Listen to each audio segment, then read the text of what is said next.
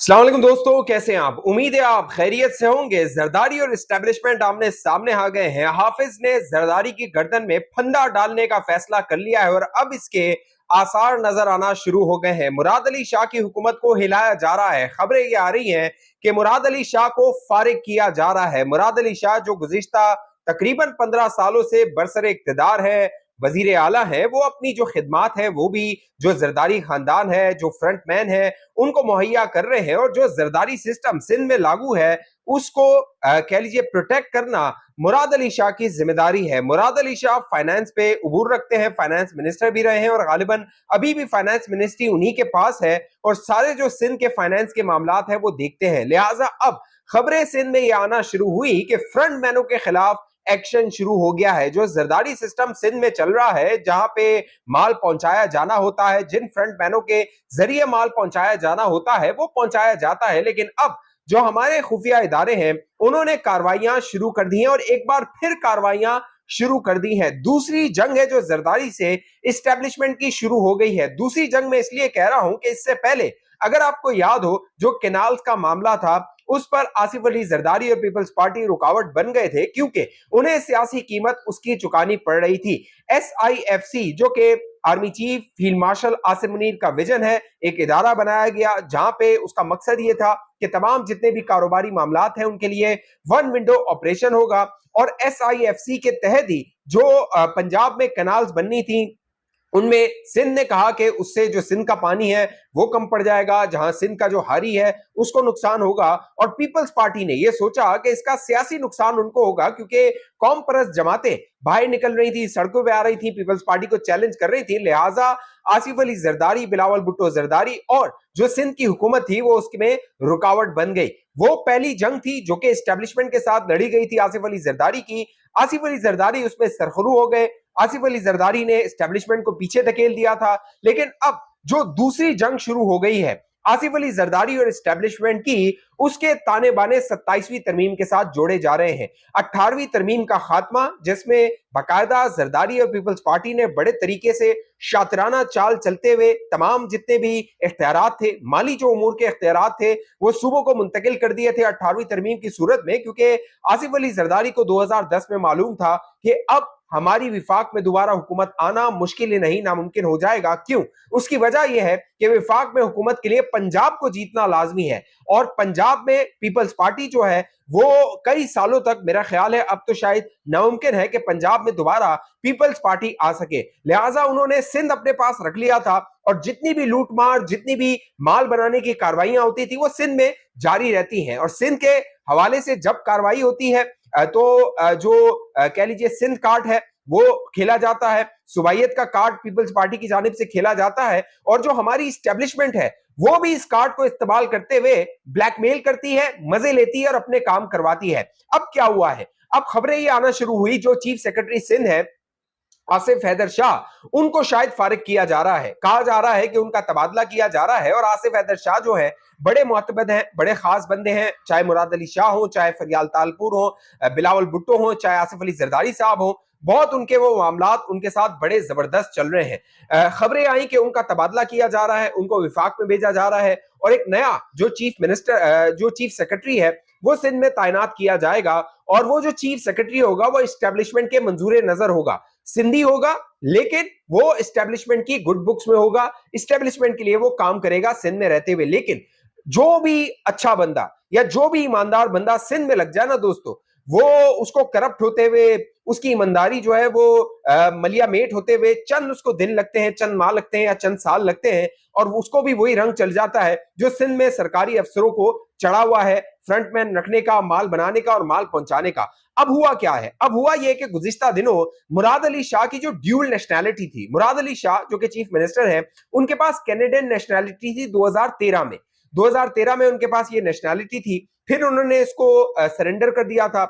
उन्होंने 2014 में इलेक्शन लड़ा, उसके बाद वो सीएम बने, चीफ मिनिस्टर बने और अब तक वो चीफ मिनिस्टर सिंध है। और मुतवातर जो जरदारी खानदान को खिदमात है वो जो सीएम साहिब हैं मुराद अली शाह वो दे रहे हैं। वो किन सूरतों में दे रहे हैं आप बेहतर जानते हैं। अब हुआ ये कि 2019 में जो मुराद अली शाह की ड्यूल नेशनैलिटी है उसको चैलेंज कर दिया गया सुप्रीम कोर्ट ऑफ पाकिस्तान में।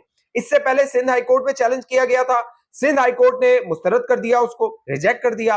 वो जो पिटीशन थी, वो जो पिटिशनर था, वो सुप्रीम कोर्ट लेके गया। 2019 के बाद अब तक 2025 तक वो जो पिटीशन थी उस पर समाअत, उस पर फैसला नहीं हुआ। अब हुआ ये कि गुज़िश्ता दिनों अचानक जो पिटिशनर था उसको एक नोटिस चला जाता है और उस नोटिस में ये कहा जाता है कि आपका मुकदमा फिक्स किया जा रहा है सीएम के हवाले से, लिहाजा आप अपनी तैयारी कीजिए और जो आईनी बेंच है उसके सामने आ जाइए।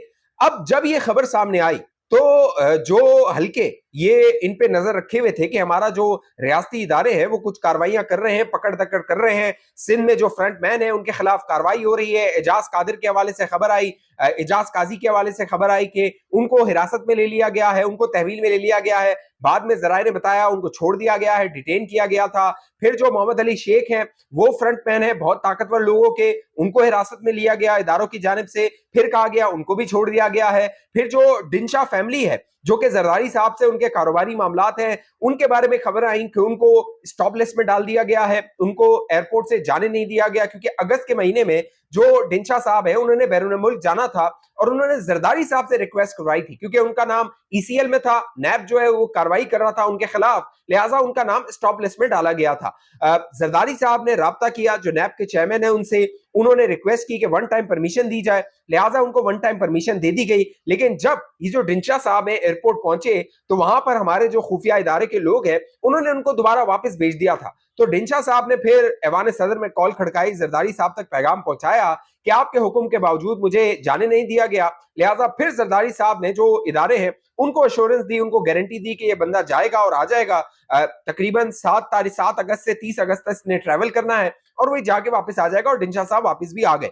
लिहाजा अब जो आसिफ अली जरदारी है उनको भी ये नजर आ रहा है जो इदारे हमारे मुतहरिक हो गए हैं, इदारे कार्रवाइयां कर रहे हैं। लेकिन क्या ये इदारे पहले कार्रवाइयां नहीं करते रहे हैं? पहले भी सिंध में हमने बड़ी मुतहरिक कार्रवाइयां देखी हैं, इसको पकड़ लिया, उसको पकड़ लिया, इसका फ्रंटमैन पकड़ा गया, उसका फ्रंटमैन पकड़ा गया, तजोरियां खुल गई और तजोरियों से कितने जेवरात निकल गए। हम सुनते थे सोने की ईंटें जो हैं वो बेसमेंट से निकल रही हैं, बड़े सियासतदानों के जो सिंध असेंबली चलाते हैं उनके घरों से, उनके बेसमेंटों से। लेकिन उनके खिलाफ क्या हुआ? कुछ भी नहीं हुआ। चंद माह की उन्होंने जेल काटी, चंद साल की उन्होंने जेल काटी, कोई किसी अस्पताल में था, कोई किसी अस्पताल में था, और बाद में ये वापस आ गए और हमारी जो एस्टेब्लिशमेंट है उन्होंने तिश्तरी में रख के इनके हवाले कर दिया पूरा सिंध, और अब ये सिंध में लूट मार कर रहे हैं। कराची का आप हाल देख लीजिए, कराची में जो रहने वाला है वो आपको बताएगा कि जो यहाँ पे भुट्टो जिंदा है, शारे भुट्टो बनाई गई कराची में, और उस शारे भुट्टो का जो हाल था वहां पे भी भुट्टो उसको देख के कहता होगा कि मेरे नाम पे ये कहते हैं कि मैं जिंदा हूं, लेकिन शारे भुट्टो के साथ जो भुट्टो का नाम रख दिया गया, उसके साथ जो कुछ किया गया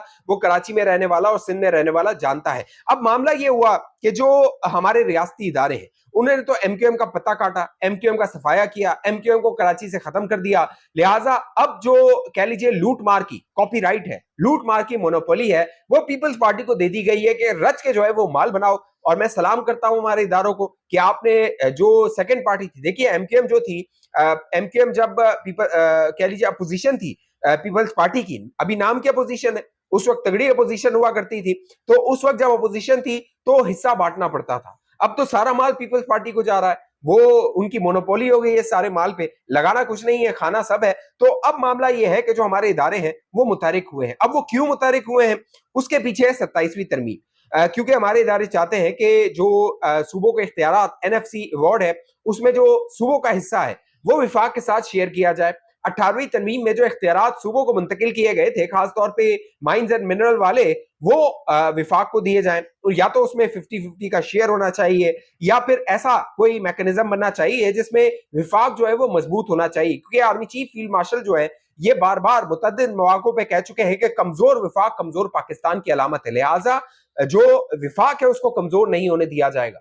तो लिहाजा सिंध के पास या सूबों के पास अगर इस तरह के मामला जाते हैं तो विफाक जो है वो कमजोर होता है। अब जो ये एक्शन हो रहा है, मैंने आपको बताया है एक्शन का कुछ होना नहीं है, जरदारी साहब पे दबाव है, दबाव डाला जा रहा है। इससे पहले भी खबरें आती रही कि जो आसिफ अली जरदारी है उनको फारिग किया जा रहा है, جو کہہ لیجیے عاصم منیر ہیں, فیلڈ مارشل ہیں, وہ صدر پاکستان بننا چاہتے ہیں. DGISPR نے اس کی تردید کی, کہا یہ سب نان سینس ہے, یہ سب بکواس ہے, اس طرح کی کوئی بات نہیں ہے. جو پیپلز پارٹی ہے اس نے سپورٹ دی ہوئی ہے وفاقی حکومت کو, لیکن اب جس طرح کی ڈسکوالیفیکیشن تحریک انصاف کی ہوئی ہے, اس کے بعد اگر ضمنی انتخابات ہوتے ہیں اور نون لیگ جو ہے وہ سیٹیں لے جاتی ہے, تو چند سیٹیں اور نون لیگ کو چاہیے ہوں گی اور پیپلز پارٹی کی اسے ضرورت نہیں رہے گی. تو پیپلز پارٹی جو ہے اس نے اپنے آپ کو رکھا ہوا تھا وفاق میں, تاکہ وہ بدنامی بھی نہ سمیٹے, وفاقی کابینہ میں نہیں ہے لیکن مزے پورے لے. تو اس طرح کے معاملات اس نے کیے ہوئے تھے, لیکن جو اسٹیبلشمنٹ ہے کاروائی کر رہی ہے. ملک ریاض کے خلاف جو کاروائی ہوئی تھی, ملک ریاض کے بھی کاروباری معاملات تھے زرداری صاحب کے ساتھ, لہٰذا ملک ریاض کی گردن پہ اگر بھوت آتا ہے تو وہ انڈائریکٹلی بتایا جائے گا زرداری کو, پیغام دیا جائے گا زرداری کو کہ دیکھو تمہارا نمبر بھی آ سکتا ہے. ملک ریاض جو کہ ایک بڑا طوطا ہے, ریاست کے کئی طاقتور لوگ ملک ریاض کی جیب میں ہیں, ملک ریاض کے کہہ لیجیے وہ طوطا ہے جس میں ان کی جان ہے. ملک ریاض بولے گا تو وہ بھی پھنسیں گے, ان کے خلاف بھی کاروائی ہوگی, اور یہ پورا سسٹم یہ سب مل کے کھاتے ہیں, مل بانٹتے ہیں, ایک دوسرے کی یہ چڈیاں جو ہے وہ اوپر کرتے ہیں اور کسی کو یہ ننگا ہونے نہیں دیتے. لہٰذا سسٹم ایسے ہی چلے گا, یہ چلتا رہے گا. ہم نے پہلے بھی دیکھا ہے کہ کاروائیاں ہو رہی ہیں, چاہے وہ راحیل شریف کے زمانے میں ہو, چاہے کیانی کے زمانے میں ہو, چاہے باجوہ کے زمانے میں ہو, چاہے جنرل فیض ہو, چاہے دوسرے کئی جرنیل آئے ہیں جو کہ احتساب کے نام پہ قوم کو اسی طرح چونا لگاتے ہیں اور اپنا جو ہے وہ الو سیدھا کرتے ہیں اپنے معاملات سے, کیونکہ ان کے پاس 5 سال ہوتے ہیں, 6 سال ہوتے ہیں, 3 سال ہوتے ہیں, انہوں نے چلے جانا ہوتا ہے. ان سیاستدانوں کو پتا ہے کہ ہم نے یہیں رہنا ہے, ہمارے معاملات اسی طرح چلتے رہیں گے, لہٰذا یہ چلتے رہتے ہیں. تو دیکھنا ہے اب کیا ہوتا ہے. ملک ریاض صاحب کے خلاف FIR بھی ہو گئی ہے, جو میں نے آپ کے سامنے رکھی تھی سٹوری, جو کہ صحافی ہیں توصیف احمد خان صاحب, انہوں نے اس کو کور کیا تھا اور بتایا تھا کہ کس طرح جو ملک ریاض کی بیٹی ہے آسیہ, وہ بلیک میل کر رہی تھی جو وقاص جو ان کا بھتیجا ہے ملک ریاض کا, اس کی بیوی کو نازیبہ تصویر اور ویڈیوز بنا کے FIA میں درخواست گئی تھی. FIA نے اب اس پر مقدمہ کر دیا ہے, ملک ریاض کو, اس کی بیٹی کو اور دیگر لوگوں کو اس میں نامزد کر دیا ہے. دیکھنا ہے کہ جو اب ملک ریاض ہے اس کے خلاف کیا کاروائی ہوتی ہے. ایک اور جو خبر آ رہی ہے وہ کامران ٹسوری کے حوالے سے آ رہی ہے کہ گورنر جو سندھ ہے کامران ٹسوری, ان کو بھی فارغ کیا جا رہا ہے. اب کامران ٹسوری صاحب جس طرح کی زبان استعمال کرتے ہیں, میرا خیال ہے شاید ان کو بعد میں بھی احساس نہیں ہوتا کہ انہوں نے جو لفظ ادا کر دیے ہیں ان جملوں کی کتنی کاٹ ہے. یعنی وہ جملے جو ہے وہ جیسے انہوں نے پچھلے دنوں کہہ دیا ووٹ تو ڈال دو, گنا تو نہیں جائے گا, اس طرح کی انہوں نے باتیں کر دی. پھر انہوں نے کہا کہ بھائی آ رہا ہے, اب بھائی کو نکالنے والے جو تھے انہوں نے کامران صاحب کو مبینہ طور پہ یہ پیغام بھیجا کہ بھائی آ رہا ہے تو آپ چلے جائیے, بھائی کو یہ آنے دیجئے. تو اب کامران ٹسوری صاحب کے حوالے سے بتایا جا رہا ہے کہ ان کی چھٹی ہونے والی ہے, نیا گورنر سندھ آنے والا ہے اور وہ نون لیگ سے تعلق ہوگا, اس کا اردو اسپیکنگ ہوگا, سندھ سے ہوگا, لیکن وہ جو ہے وہ کہہ لیجئے کہ نون لیگ کا ہوگا, نون لیگ سے اس کا تعلق ہوگا.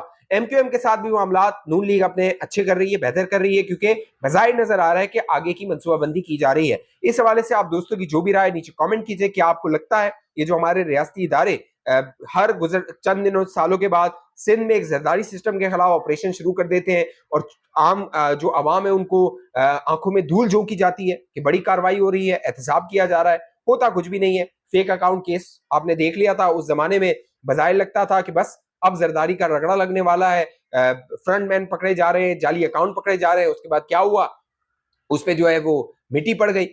تو آپ کو کیا لگتا ہے نیچے کامنٹ کر کے لازمی بتائیے گا. فیس بک کے دیکھنے والے دوست پیج کو لائک فالو کر کے اس ویڈیو کو لازمی شیئر کیجئے. اگلی ویڈیو تک مجھے اجازت دیجیے, اپنا خیال رکھیے. پاکستان زندہ باد.